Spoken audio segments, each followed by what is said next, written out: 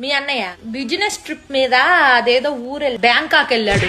Office ఎదవాళ్ళకి బుద్ధి జ్ఞానం లేదు. ఈ మధ్య మరీ ఘోరం అయిపోయి నెలకి 2 సార్లు బిల్లుతున్నారు బ్యాంకాక్.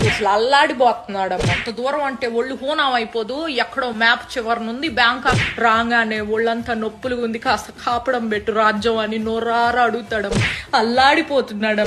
పోనీ నేను కూడా వస్తానయ్యా నీతో పాటు, నువ్వు ఆఫీస్ పని చూసుకో అంటే, వద్దో రాజ్యం నువ్వు రామా, కడుపులో నీళ్లు కదలకుండా ఉండు, వేళకి తిని పడుకో, నీ ఆరోగ్యం నాకు చాలా ముఖ్యం అంటాడమ్మా మహానుభావుడు. అల్లాడిపోతున్నాడు. ఓ రోజైతే అర్ధరాత్రి పూట ఆఫీస్ నుంచి పూజ అనే అమ్మాయి ఫోన్ చేసి నువ్వు ఉన్న పళంగా రావాలి అర్జెంటుగా అని చెప్పేసేసరికి మనిషి ప్యాంటు చొక్కా వేసుకొని గబా గబా బయలుదేరిపోయాడమ్మా. తెల్లారొచ్చాక తెలిసింది ఆ పూజ అనే అమ్మాయి ఫోన్ చేయకపోతే ఉద్యోగం కాస్త ఊడిపోయేది. అల్లాడిపోతున్నాడమ్మా మనిషి. అసలు ఏమైంది తెలుసా, నేను పుట్టిన నుంచి వచ్చేటప్పటికి ఇంట్లో ఒక అమ్మాయి ఉంది. నాన్న ఎవరండి ఈవిడే అని అడిగేసేప్పటికి అర్బన్ క్లాప్ నుంచి పిలిపించాడంట నన్ను సర్ప్రైజ్ చేయడానికి, ఇల్లంతా క్లీన్ చేయించి. కాకపోతే నేను వచ్చేటప్పుడు మరి క్లీనింగ్ ఏమీ చేయలేదు, మరి టైం అయిపోయిందో ఏమో గానీ అల్లాడిపోతా ఉంటాడు ఎప్పుడు చూసినా.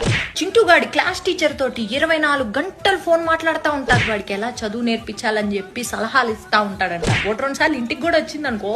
మన ఇంటి కింద లేదు 4 కాలేజీ అమ్మాయిలకి అద్దెకిచ్చాడు మీ అన్నయ్య. ఎందుకండి అంటే వయసులో ఉన్నారు, అర్ధరాత్రి ఏమన్నా అవసరం వస్తుందని చెప్పి కిందకి వెళ్ళి నేను హెల్ప్ చేస్తానని చెప్పి మహానుభావుడమ్మా. అల్లాడిపోతా